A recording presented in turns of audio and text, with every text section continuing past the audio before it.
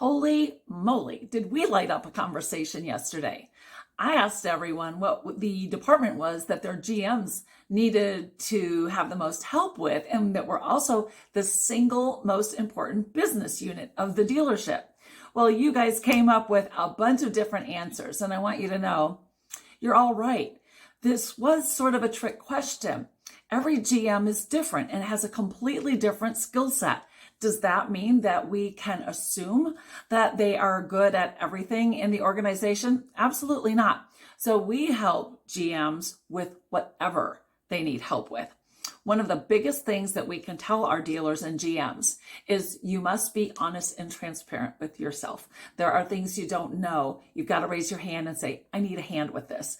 I'm going to need a little bit of assistance here. And so what we do is we equip them kindly, thoughtfully, with so much respect for what else they know. And we do try to find that out. Like, what else do they know? What are they operating from, to help them understand these other business units? Now, I'm going to talk about a couple right now that it's easy to assume that most GMs don't have a full set of experiences with and understanding with. So a lot of you said, service. Well, sure, absolutely. And why is that? It's easy to know, because most of our GMs came up through the sales vertical. We're starting to see a shift with that, but right now and historically, that's still pretty much de rigueur, is that the GMs come through the sales vertical. So some dealerships will even say, well, they've got to spend time in those departments, or we send them to a 20 group. That's just not enough exposure. So we want to take a look at, like, how do we truly marry them up with the education, and not just historical education, but current information on the tools that are needed, managing techniques for those departments, and what real expectations and metrics should and could look like. We also take a look at most GMs, since they came from a sales vertical, have never considered marketing for the service department. Sometimes when the manufacturer has sent a piece over, they'll okay that, but that's about it. So we want to take a look at the proactivity there. The next thing one of you said, I think it was Dina Vogt, said the accounting office. Absolutely. Like, most of our GMs need a primer in, like, not just what are the numbers like, but how do they relate, and like, how do we push and pull those levers to get to the numbers that are better. When we think about how many of our GMs and dealers are operating off of old metrics, and maybe they are generic metrics that somebody said, well, this is a good number to target, but no one ever, perhaps an accounting partner, like, took the time to break down, like, what does good really look like for you in your very specific situation, with what you have going on here. There are a lot more factors involved than just maybe even what somebody else in your 20 group is saying. So you've got to have very local help with that. And then you've got to be honest and say, like, not just what have we been doing, but what's possible here. Most people don't go into stretch mode. They will fire off some, like, crazy, like, yeah, let's target this, but without a reason or a strategy. Let's go into stretch mode on our goals, but with a strategy and a plan. So some of you also said the internet department. Well, I know what you're saying. You mean BDC. And that was really where I was starting earlier this week with some conversations.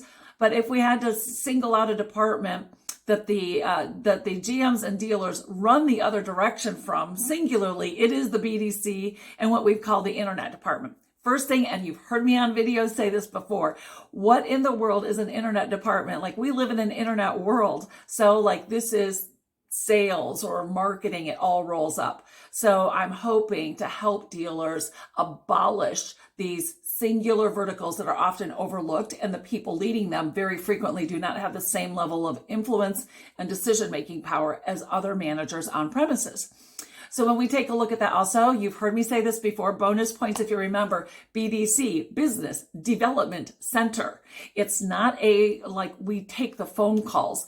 The intention of a BDC was to drive business, not just respond and react to customers who were contacting. So when we knit these together, the marketing department and the BDC, it's very rare to see those two teams working in sync and also communicating those messages out, and those messages being listened to and responded to by our GMs and our dealers. Everybody's working in reactionary mode instead of proactivity and communication to everyone. So there's a lot more to talk about on this topic. But if you're a GM sitting there, don't listen to this as a criticism.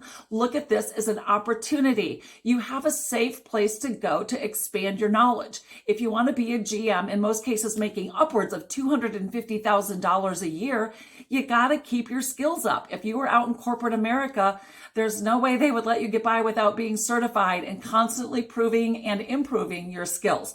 So if you want to lead and continue to lead in today's ever-changing marketplace, we've got to get you tuned up on all cylinders. You are running multi-million-dollar a month operations. It's worth this investment of time and money. So dealers, I'm talking straight at you right now. Like, why aren't you expecting more and creating more opportunities for your GMs to grow and develop their skills? Because I'm going to wrap this up with this. The most important thing, the most important department is your people department. No one puts them in a department. They file human resources office, like that's that person that handles the paperwork or that sends out the posts about, we're hiring and whatever. But that person also is typically not an influencer. You need to have a people department and look at how all of your people are performing in every single department and measure that. Each seat should have a value to the dealership organization, or if you're a vendor, to your organization. What do you expect out of it? And when it's not happening, what do you do to make sure it happens? So great conversation started. We've got lots more to go, and I'm really excited to tell you Interview Insider's already getting some really good traction. Power of Partnerships, we're going to start lifting that communication, and we're going to start getting the word pop out there to everybody. So that's enough for right now. This is almost 7 minutes. So you guys go have a great day, and let's keep the conversation going. What do your GMs need to know, and what's important? Take care, everybody. Stay tuned.